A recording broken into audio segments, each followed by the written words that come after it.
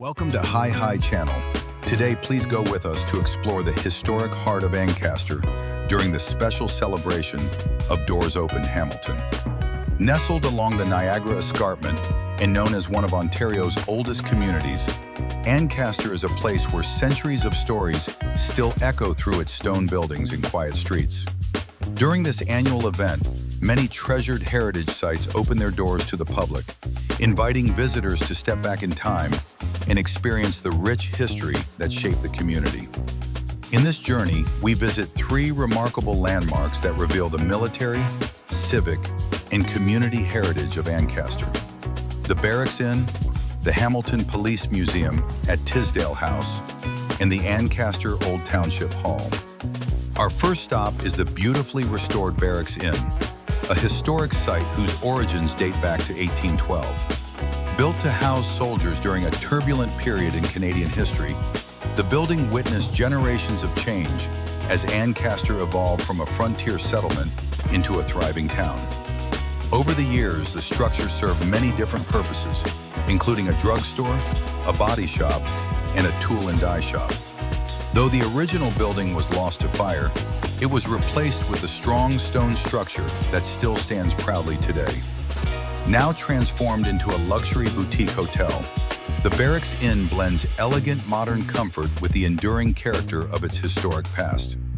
Walking through the restored halls during Doors Open Hamilton offers a rare opportunity to admire how carefully the building's heritage has been preserved, while giving it new life for future generations. Next, we visit the historic Tisdale House, the oldest surviving home in Ancaster, and now the home of the Hamilton Police Museum and Ancaster Community Policing Center. This humble but fascinating building tells the story of Ancaster's earliest settlers and industries. In the 1820s, the property was occupied by John O'Neill, known locally as the charcoal burner, who operated two charcoal kilns on the site. Later, the house became an undertaker's parlor run by George Moore, adding another unique chapter to its long history. Today, after a complete retrofit and restoration, the house preserves not only the architectural heritage of early Ancaster, but also the stories of law enforcement and community service through the Hamilton Police Museum. As we walk through its rooms, we discover artifacts, exhibits, and memories that connect the past with the present, all within the walls of Ancaster's oldest home. Finally, our tour brings us to the Ancaster Old Township Hall, a magnificent stone building constructed in 1870 by William H. Thurston. For generations, this hall served as the center of civic life in Ancaster, hosting political meetings, community gatherings, and exhibitions that brought people together.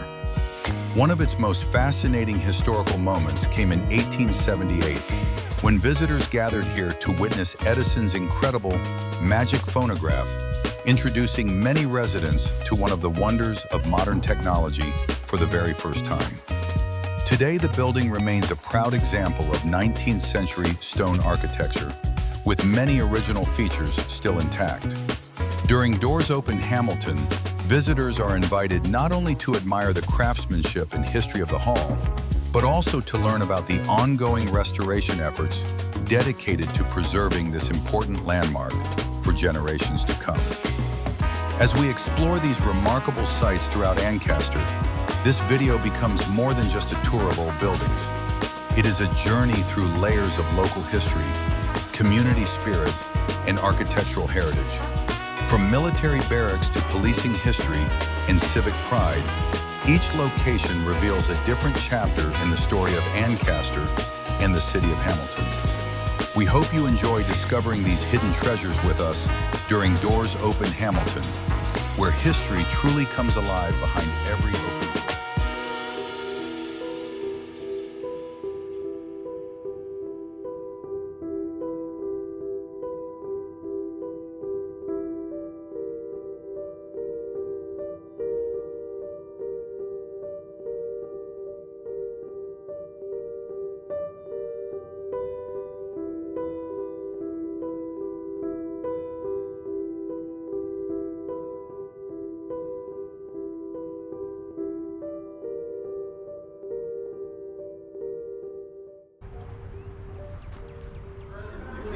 They trusted them.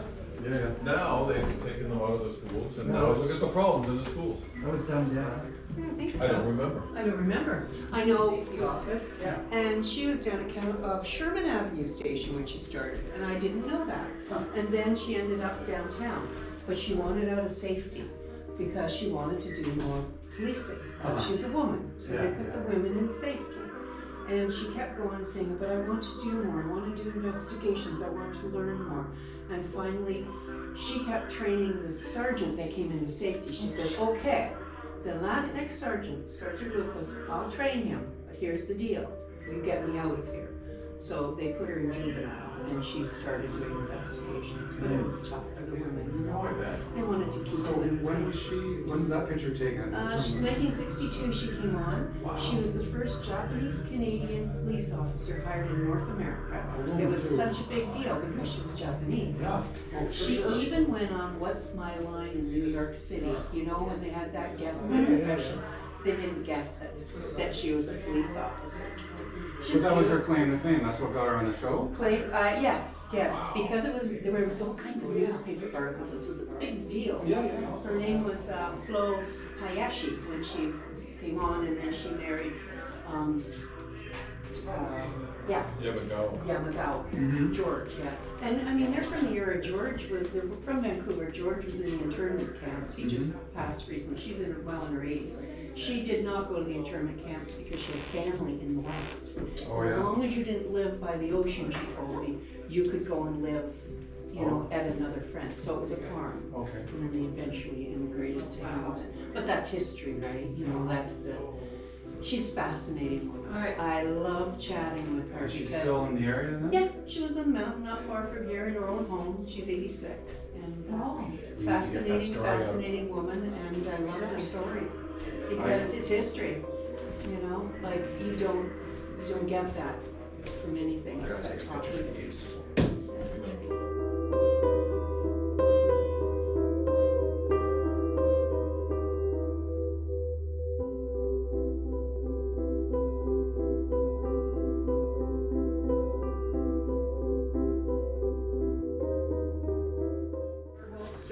Going from the Smith and Wesson to the 9 to the block.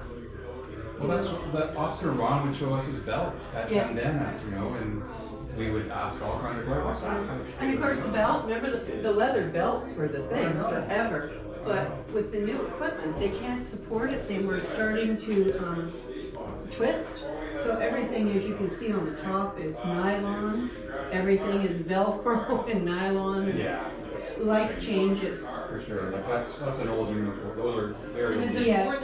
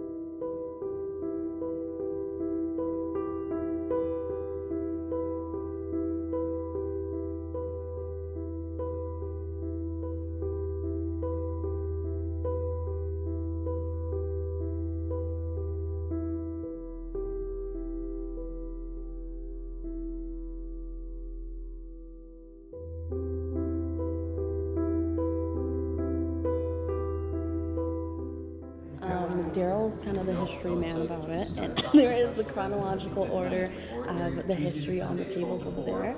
It is now a rentable space for any type of event. If you have any questions about that, you can let me know. And then there's also a lot of old pictures as well, just spread out on the tables too. Feel free to take pictures too. Yes, beautiful. Yeah, it's Like lovely. a pool. You could. Well, no, you can't.